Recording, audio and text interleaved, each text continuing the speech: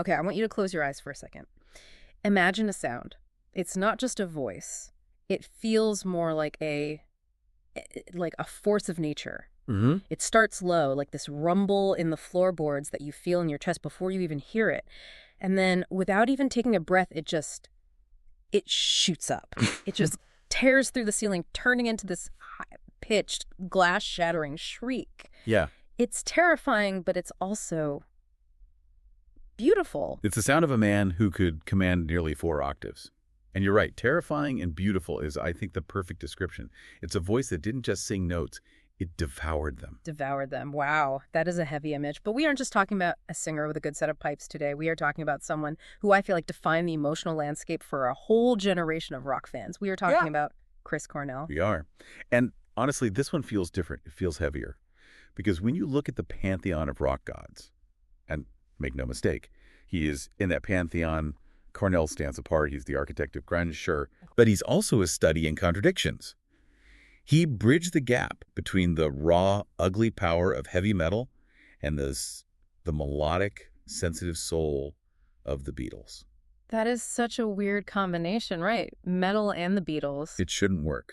Yeah. On paper, it's oil and water. But Cornell made it the standard. We're going to explore how he did that. But we're also going to look at the cost. Yeah. We have to talk about the darkness that fueled that creativity.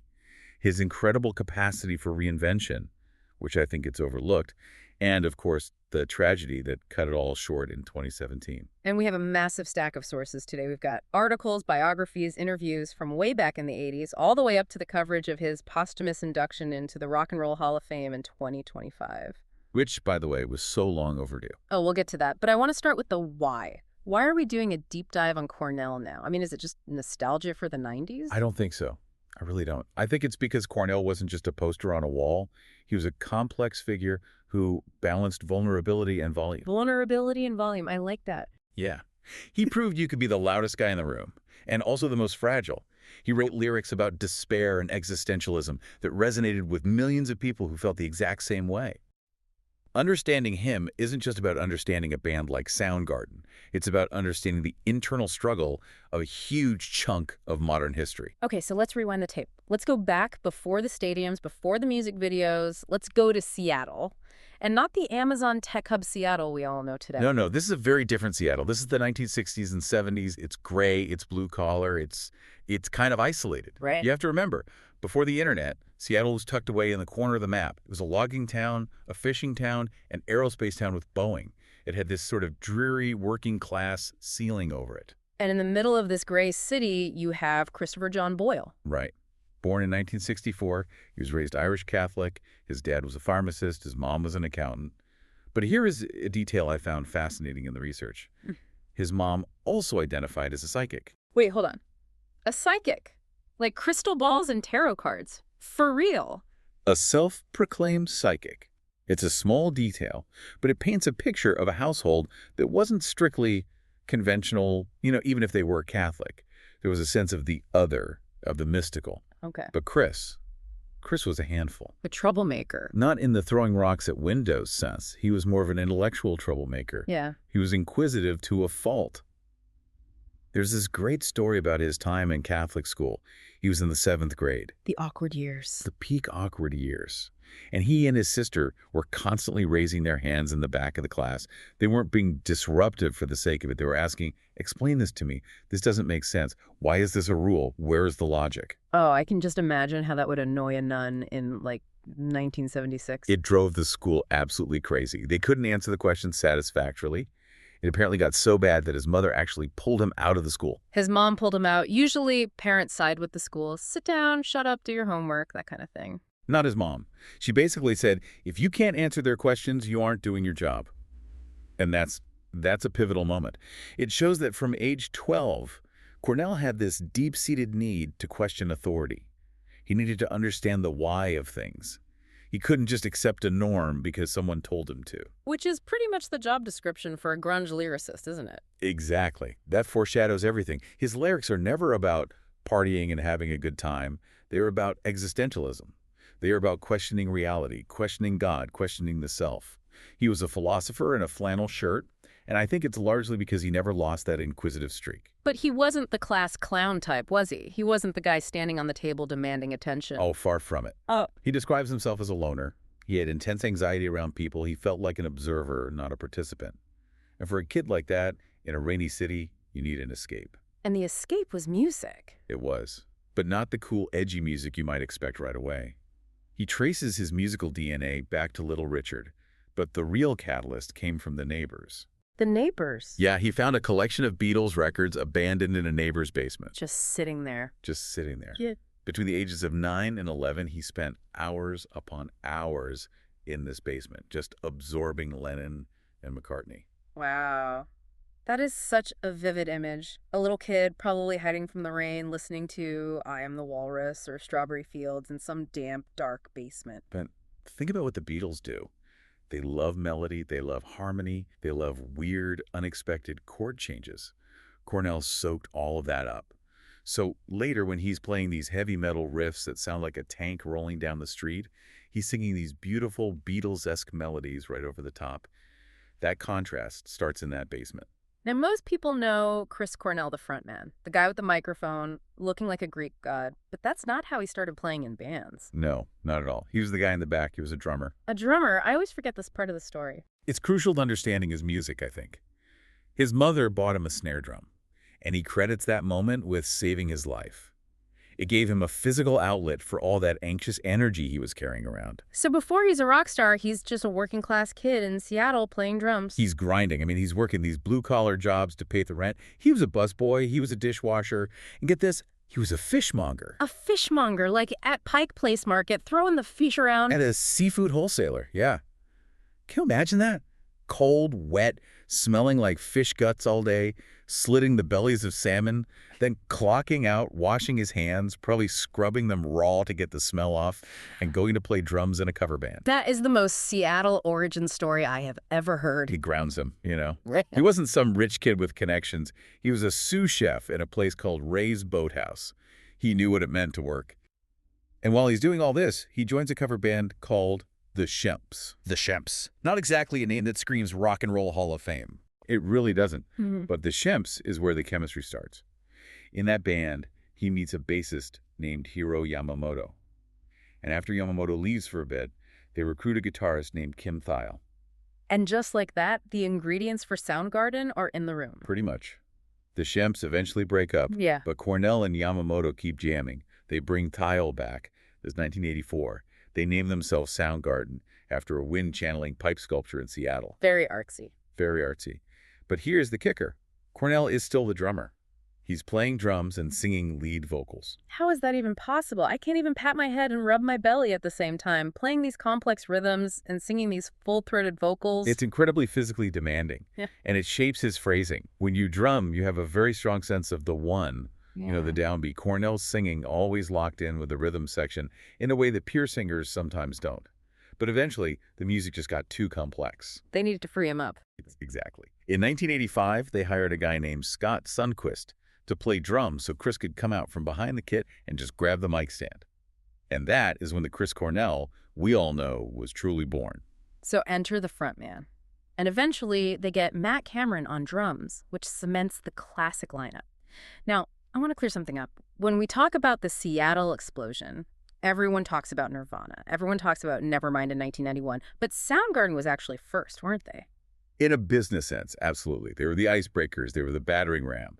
Soundgarden was the first grunge band to sign to a major label, A&M Records. Why was that such a big deal? I mean, today, signing a record deal is just what you do. In the late 80s underground scene, it was treason. It was considered selling out. The indie scene in Seattle was very insular, very do-it-yourself.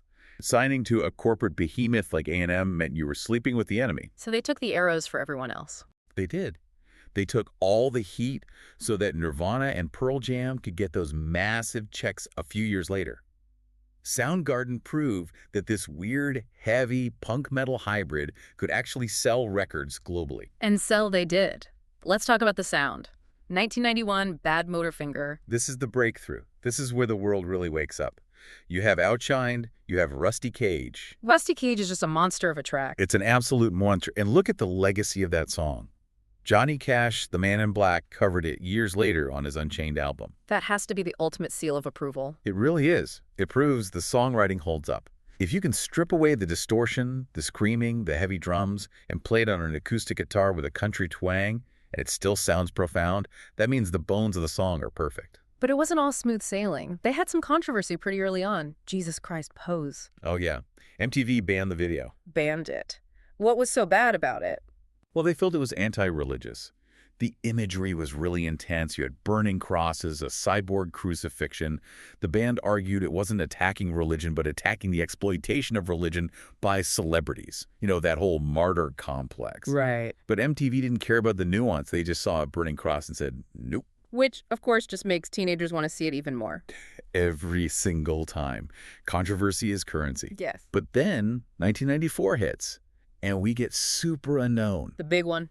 Debuted at #1 on the charts. This is the masterpiece. And this is where we go back to that Beatles in the basement idea. Critics, like John Pralis at the New York Times, noticed something. This wasn't just heavy metal, it was smart. It was breaking the rules of the genre. Black Hole Sun. You couldn't escape that song in 1994. It was everywhere. So it was the anthem. And it's such a weird song to be a massive radio hit. It's psychedelic, it's slow, it's dreamy, but also kind of nightmarish. I want to pause here and get technical for a second because you mentioned breaking the rules. What makes Black Hole Sun sound so strange? Like it makes you feel a little seasick, but in a good way. That is a great way to put it. It's the seasick quality. Okay, so imagine you are watching a movie, a romantic comedy. Everything is bright, sunny, predictable. That's a diatonic scale. The notes all belong to the same family. They get along. Okay, I'm with you. A happy family of notes. Cornell didn't care about the happy family. Right. In Black Hole Sun, he uses what we call non-diatonic chords. So imagine in that rom-com, suddenly the sky turns purple and the gravity shifts sideways for 3 seconds, then snaps back to normal. Okay, that's unsettling. That's what he's doing musically. He uses chords that technically shouldn't be there. He does these huge melody jumps. And he uses major chords in sequences where your ear expects a minor chord. It creates this constant tension.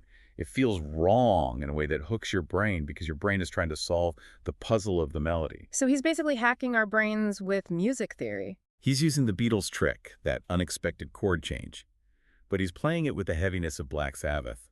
That's the Soundgarden secret sauce. But even with all that success, bands are like pressure cookers. By 1996, they released Down on the Upside, and things are getting a little shaky. The cracks were definitely showing. Down on the Upside is a brilliant album, but it sounds different. It's less sludgy. There are more acoustic textures. And not everyone in the band was happy about that direction. No, this is the classic singer versus guitarist battle.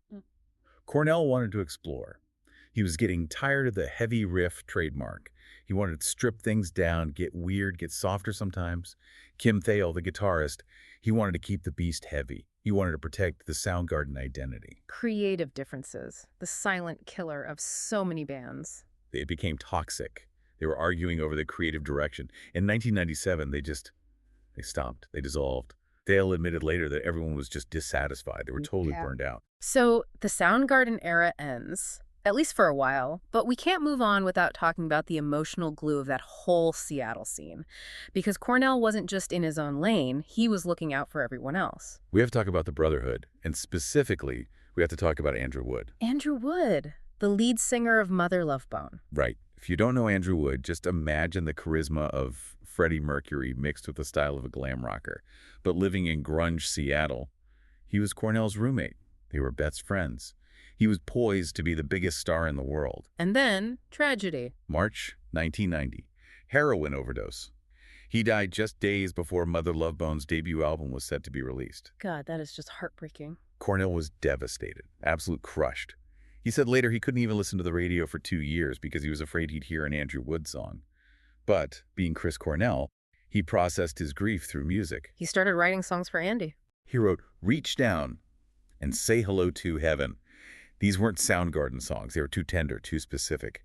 So he approached the surviving members of Mother Love Bone Stone Gossard and Jeff Ament, who were trying to pick up the pieces and start a new band at that time. Exactly. They were jamming with a new guitarist, Mike McCready, and they'd just flown up this shy surfer kid from San Diego to audition as a singer, a guy named Eddie Vedder. So you have Cornell, who's the established star, and Vedder, this shy new guy. And this is where the magic happens. They decide to record these tribute songs under the name Temple of the Dog.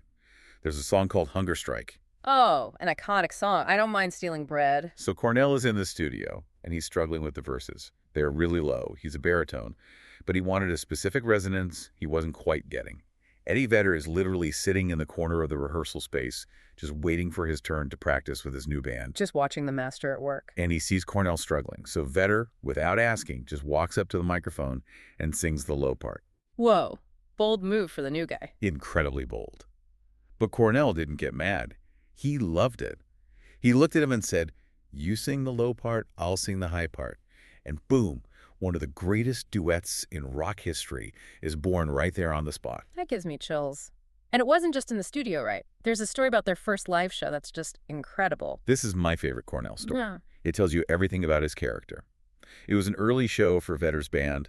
At the time, they were called Mookie Blaylock, but they would become Pearl Jam. The crowd in Seattle can be tough. Right. They didn't know this San Diego surfer. They were skeptical. Who is this guy trying to replace Andy Wood? The arms were crossed. Exactly. So what does Cornell do? During the Temple of the Dog set, he literally puts Eddie Vedder on his shoulders and carries him onto the stage. Like a piggyback ride. In front of everyone. Like a king, he paraded him in front of the crowd. He was sending a signal. This is my friend. I endorse him. If you like me, you give this guy a chance. That is incredible mentorship. He basically handed the keys to the city to Eddie Vedder. He did. And Vedder never forgot it. He said he was indebted to Chris eternally for how he welcomed him. It wasn't about competition. It was about brotherhood and processing grief together. I love that. Okay, so let's jump forward. Soundgarden is done. It's the late 90s. Cornell releases a solo album, Euphoria Morning. Which is such a hidden gem. I feel like nobody talks about this album. It was a commercial flop compared to Soundgarden, for sure.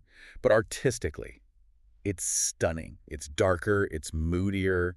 It has this song, Wave Goodbye, which was a tribute to Jeff Buckley, another friend who died tragically young. Man, he just kept losing people. He did. It's a recurring, terrible theme. But let's fast forward to 2001. We have the next big reinvention. Rage Against the Machine. One of the most political, aggressive rap rock bands on the planet. Their singer, Zach De La Rocha, quits. The rest of the band, Tom Morello, Tim Comerford, Brad Wilk, they want to keep playing. But who can possibly replace Zach De La Rocha? Those are enormous shoes to fill. So Rick Rubin, the legendary producer who looks like a wizard, suggests they talk to Chris Cornell. That sounds like a terrible idea on paper. Rage is rap metal. Cornell is a classic rock singer. It's apples and oranges. Everyone was skeptical, but they got in a room together. Cornell stood at the mic, and they played the instrumental to Slaves and Bulldozers, an old Soundgarden track. Tom Morello said watching Cornell sing that day was transcendent. Transcendent. You don't use that word lightly. And the chemistry was just nuclear. They wrote 21 songs in 19 days. 19 days. That's more than a song a day. It was frantic energy. They were just pouring it out. And Audioslave was born. And this wasn't just some little side project. They became massive. Huge. And they made history. In 2005, Audioslave became the first American rock band to play an open-air concert in Cuba. In Castro's Cuba. Yes. The embargo was still in full effect. It was a diplomatic nightmare to set up, but they pulled it off. They played for 70,000 people in Havana. Cornell said he hoped it would help open the borders culturally. He was always thinking about the bigger picture. But while he's on top of the world with Audioslave, playing Cuba, selling millions of records, personally, he was falling apart. This is the part of the story where vulnerability meets volume in a very dark way. The Audioslave years were the peak of his addiction struggle. What was he dealing with? Alcohol and oxycodone. He said later that during the recording of that first Audioslave album in 2002, he was in a horrible personal crisis. Did it affect the band? It almost derailed everything. They were supposed to play Ozfest, which, for listeners who don't know, is basically the Super Bowl of heavy metal touring. A huge moneymaker. They had to cancel it. Cornell checked himself into rehab for 2 months. Wow. That takes courage to step away when the machine is just starting to roll. It saved his life. Yeah. And he committed to it. By the time they did their third album, Revelations, Tom Morello noted that it was the first record Cornell had ever made, stone sober. No booze, no cigarettes, no drugs. So we get the sober era, and this leads to some really interesting choices. We have to talk about 2009, the album Scream. Scream. Oh, boy. The elephant in the room. I remember when this came out, I was so confused. It was Chris Cornell, produced by Timbaland, the guy who does Justin Timberlake beats. It was Polarizing. Yeah. That is the polite word for it. Critics hated it. Fans were baffled. They wanted heavy guitars, and they got drum machines and synthesizers. Trent Reznor of Nine Inch Nails even tweeted something snarky about it being embarrassing. Ouch. But here's the thing. Cornell stood by it. He called it a highlight of his career. Really? Why? Because he was bored. He didn't want to be the grunge guy for 30 years straight. He wanted to see if he could write a pop song. He wanted to see if his voice worked over a hip-hop beat. He was fearless. He didn't care if it failed. He cared that he tried something new. You have to respect the boldness, even if you don't love the album. Exactly. And that same boldness made him the soundtrack king. Yes. Casino Royale. You know my name. This is a huge gamble. They were rebooting James Bond with Daniel Craig. They needed a new sound. Gritty, tough, but sophisticated. And Cornell absolutely delivered. It's arguably one of the best Bond themes ever. It captures that specific aggression of the Daniel Craig Bond. And it opened him up to a whole new audience who maybe didn't listen to Soundgarden or Audioslave. He also did The Keeper for Machine Gun Preacher and The Promise. And The Promise is so important because all the proceeds from that song went to refugee charities. He was deeply involved in philanthropy in his later years. He was trying to use his platform for good. So on the surface, everything looks great. He's sober. He's reunited with Soundgarden in 2010. He's touring. He's a legend. But we need to talk about the darkness. We mentioned it at the start. This wasn't just some phase for him. No. And I think this is where we need to be really careful and really honest. Cornell's mental health struggle wasn't a rock star problem. It was a biological, lifelong battle. It started when he was just a kid, right? 14 years old, he had a bad experience with PCP. PCP. That is heavy stuff for a 14-year-old. It is. And it triggered something in his brain, a panic disorder. He developed severe agoraphobia. Agoraphobia, the fear of leaving the house. Fear of open spaces, fear of social interaction. He said he didn't leave his house for 2 full years. Think about that. From age 14 to 16, when you're supposed to be meeting friends, dating, learning how to be a person, he was locked in his room, terrified. That's developmental trauma. That rewires your brain. It does. He missed out on crucial social development. He said he had no friends at all during that time. And even when he came out of it, depression was always there. There's a quote from him in a 1999 interview that when I read it now, it just makes my stomach drop. What did he say? He said, "You'll think somebody has run-of-the-mill depression, and then the next thing you know, they're hanging from a rope." He said that in 1999. Almost 20 years before his death. He knew. He understood the lethality of the disease. He understood that it waits for you. And the alcohol, the drugs, that was all just self-medication. He was explicit about that. He said alcohol is what leads you to everything because it takes away the fear. He wasn't partying to have fun. He was drinking to numb the terror of just existing in public. But he was sober in the end. Soundgarden had a strict no alcohol backstage rule during the reunion tour. It did. He was protecting his recovery fiercely, which is why what happened in Detroit is so confusing and so tragic. Let's walk through that night, May 17, 2017, Detroit. Soundgarden is playing the Fox Theater. It's a sold-out show. By most accounts, it was a good performance. Maybe a little rough in moments, but nothing catastrophic. He was interacting with the crowd. He quoted Led Zeppelin. In my time of dying. Yeah, which people read into later, but it's a standard song reference. Sure. After the show, he goes back to the MGM Grand Hotel. Just a normal night on tour. It seemed like it. His bodyguard, Martin Kirsten, goes to his room around 11:30 p.m. to help him fix his computer. Cornell gives him 2 Ativan pills, which the bodyguard took for his own anxiety. Cornell seemed fine. Then he talks to his wife, Vicky. At 11:35 p.m. And this is where the switch flips. They are on the phone. Vicky notices immediately that something is wrong. He's slurring his words. He's aggressive. He's looping, repeating the same things over and over. I am just tired, that sort of thing. He told her, "I may have taken an extra Ativan or 2. Okay, let's pause. Ativan. What is that exactly? Lorazepam. It's a benzodiazepine. It's prescribed for anxiety. But, and this is a huge dat, if you take too much, or if your body chemistry reacts weirdly, it can cause disinhibition. It can make you confused, suicidal, or aggressive. It can impair your judgment significantly." So his wife is panicked. She hangs up and immediately calls the bodyguard. She says, "He's not okay, go check on him." This is around 12:15 a.m. The bodyguard goes back to the room. He can't get in. The door's latched from the inside. He kicks it open. Then he gets to the bedroom door. It's also locked. He kicks that one open. And that's where he finds him. In the bathroom. Unresponsive. He'd used an exercise band. God. Medics arrived, but it was too late. He was pronounced dead at 1:30 a.m. The medical examiner ruled it a suicide by hanging. But the family, they pushed back on that. Right, not the fact that he died, but on the why. Right. The toxicology report came back. It showed butalbital, barbiturate, caffeine, pseudoephedrine, and naloxone, which the medics use, and of course the Ativan. The medical examiner said drugs did not contribute to the cause of death, meaning he didn't overdose, the drugs didn't kill him, the hanging did. But the family's argument was that the Ativan caused the hanging. Exactly. Yeah. They argued that he was in an Ativan-induced delirium, that he wasn't in his right mind, that he wouldn't have done this if he hadn't taken those extra pills. They sued the doctor who prescribed them without seeing him in person. They eventually settled that lawsuit in 2021, but they have always maintained that it was an accidental tragedy caused by medication, not a premeditated suicide. It's a nuanced but a heartbreaking one.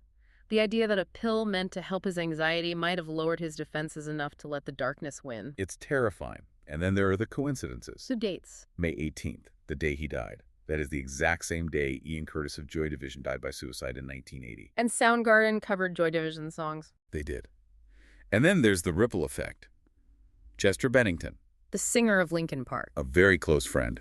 He was the godfather to Chris's son. Chester sang Hallelujah at Chris's funeral. It was a beautiful, gut-wrenching performance. And then 2 months later, July 20th, which would have been Chris Cornell's 53rd birthday, Chester Bennington died by suicide. it's just too much tragedy in one circle. It was a shockwave. It showed how connected these guys were and how fragile they were, despite the screams and the tattoos and the fame. The reaction from the world was immediate, though. It was massive. Streams jumped 550% that week. The Space Needle went dark. Every band from U2 to Guns N' Roses stopped their shows to play Black Hole Sun. Norah Jones did a piano cover of it that will just break your heart. It proved that he wasn't just a grunge singer. He was a musician's musician. He was. And the legacy is secure now. There is a bronze statue of him in Seattle, right outside the Museum of Pop Culture. Soundgarden is finally in the Hall of Fame. His catalog is being managed by Hypnosis. But beyond the statues and the business deals, what's the takeaway? When we look at this inquisitive kid who became a rock god and then left us too soon, what do we learn from it all? For me, it comes back to that theme we started with, vulnerability and volume. Chris Cornell taught us that you don't have to choose. You can be powerful and broken at the same time. You can scream at the top of your lungs about how scared you are. He validated that feeling for millions of people. He did. He gave a voice to the internal demons of a generation. He made it okay to not be okay, even if you look like a superhero on the outside. I want to end with a thought about his lyrics, because looking back, they seem like warning signs. You know, the day I tried to live, pretty noose, like a stone. It's hard not to read them that way now, but I'll leave you with this. In 1994, after Kurt Cobain died, Cornell gave an interview. He said that lyrics are just a stream of thought. He said they aren't necessarily a prophecy. He was trying to say, just because I write about death doesn't mean I want to die. He was trying to separate the art from the artist. He was. But when we look at the whole picture now, the anxiety, the depression, the lyrics, the end, we are left with that lingering question. Was he writing his biography the whole time? Or was he just exercising demons that, in the end, finally won? That is a question we will never be able to answer, but we have the music. We have the music. And that voice. Thanks for listening to this deep dive on Chris Cornell. Take care of yourselves. Keep listening.